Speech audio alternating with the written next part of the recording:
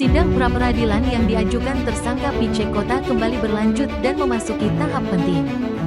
Dalam persidangan yang digelar Kamis, tanggal 9 Juli tahun 2026, termohon Polres Belu menghadirkan saksi ahli.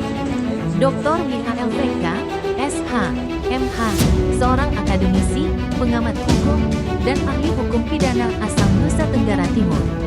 Apa saja keterangan yang disampaikan ahli, dan bagaimana pengaruhnya terhadap gugatan pra-peradilan yang diajukan tersangka PC Kota? Simak liputan lengkapnya hanya di Batas Timur. Jangan lupa like, komentar, subscribe, dan aktifkan lonceng notifikasi agar tidak ketinggalan informasi terbaru dari kami.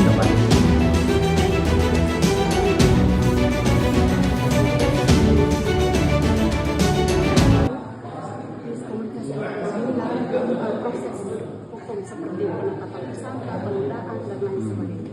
Jadi begini, memang ini kan harus dikembalikan kepada tafsir yang benar. Kalau misalkan terkait dengan perbedaan terkait dengan penundaan, itu jelas hak korban, tidak ada hak tersangka di sana.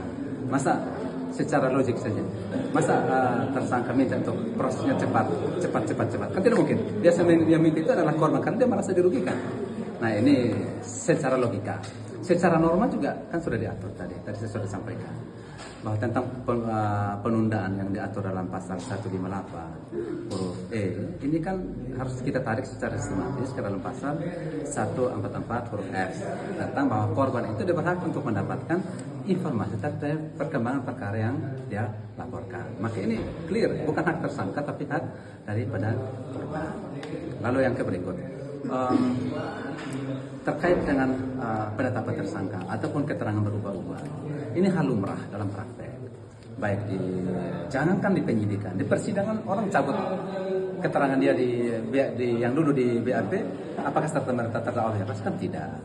Jadi artinya bahwa ketika di tahap penyidikan, pencabutan keterangan itu tidak serta-merta menggugurkan proses penyidikan. Yang terpenting bahwa ada masih tetap ada minimal kecukupan dua alat bukti. Alat bukti diperoleh secara sah dan alat bukti relevan dengan perkara yang sedang ditangani, maka penyidikan harus tetap dinyatakan sah. Apalagi misalkan perubahan itu dilakukan setelah penetapan tersangka. Artinya bahwa sebelum dia melakukan perubahan itu kan penetapan tersangka berdasarkan keterangan dia yang sebelumnya. Nah, kemudian setelah penetapan tersangka, kemudian dia mengubah keterangan atau mencabut keterangan serta penetapan tersangka tidak sah, tidak juga.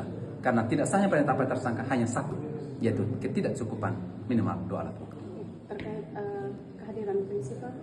Ya, kehadiran prinsipal itu tadi saya sudah terangkan juga bahwa di dalam kuasa kan terkait dengan pra-peradilan ini kan dia perkara pidana dari segi formilnya. Hanya dalam beracara mengadopsi sedikit sebagian daripada hukum acara perdata. Tetapi pada prinsipnya kuasanya adalah kuasa mendampingi, bukan kuasa mewakili.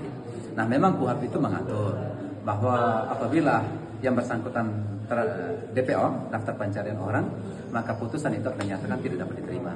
Tetapi apabila dia tidak masuk dalam DPO, ini kan hanya soal etika saja. Di situlah memang KUHP tidak mengatur apakah kemudian permohonan itu dinyatakan gugur atau tidak. KUHP tidak mengatur itu. KUHP hanya mengatur tentang apabila dia DPO. Tapi bagi saya ini adalah sebuah etika. Proses ini, sidang ini kan dilaksanakan karena si prinsipal. Nah, bagaimana mungkin dia tidak hadir untuk kemudian melihat dan mendengar tentang fakta persidangan. Hukum ini kan hukum ini hadir bukan sekedar untuk menghukum, tapi hukum ini hadir untuk memulihkan dan juga memberikan keadilan bagi semua orang. Berita acara tadi ada seperti terkait dengan berita acara yang diperoleh Pemeriksaan. secara Jadi tidak begini. Iya. Jadi advokat itu kan dia memiliki hak atau tersangka menyatakan terkait dengan berita acara tersangka saja, tidak terhadap tersangka yang lain atau tidak terhadap saksi yang lain. Itu tidak. Nanti kecuali dalam pokok perkara jaksa sudah membuat satu model baru dimintakan namanya berkas perkara. Tapi masih dalam tahap penyidikan memperoleh alat bukti dari tersangka lain yang bukan kliennya, atau misalkan mendapatkan BAP dari saksi yang bukan kliennya, ini jelas ilegal, tidak diperkenankan. Karena di dalam KUHP yang baru itu ditegaskan bahwa alat bukti diatur dalam pasal 235 ayat 1. Tapi jangan lupa bahwa alat bukti itu harus dapat diuji tentang keabsahan dan cara mendapatkannya. Nah, jika cara mendapatkan itu tidak sah, sekalipun alat bukti itu terang, tetap alat bukti itu harus dipandang tidak sebagai alat bukti karena diperoleh secara melawan. Terkait penerapan pasal yang sebelum mendapat bukti ada penerapan pasal baru terhadap tersangka yang tadi dikatakan dari tidak terjadi problem ketika pasal itu masih dalam konteks perkara yang sama. Pasal itu masih dalam konteks satu rukun. Misalkan tadi saya terangkan, oh dulunya tidak ada pasal 20 tentang penyertaan karena pelakunya satu misalnya. Kemudian dimasukkan, itu kan bukan tindak pidana baru, tapi itu penyertaan karena ada pelakunya lebih dari satu. Makanya ada turut serta, atau misalkan ada yang menyerta, atau misalkan pasal 21. Kalau pasal 21 dia tidak melakukan, tapi dia membantu, dia memfasilitasi, menyiapkan. Jadi tentang tindak pidana ini kan tidak hanya soal dia melakukan perbuatan itu, tetapi juga terkait dengan dia memfasilitasi, membantu dan seterusnya. Nah, ketika misalkan dalam pra penuntutan antara penyidik dan jaksa menemukan fakta itu bahwa dia memfasilitasi, ditambahkan pasal 21, boleh tidak? Boleh.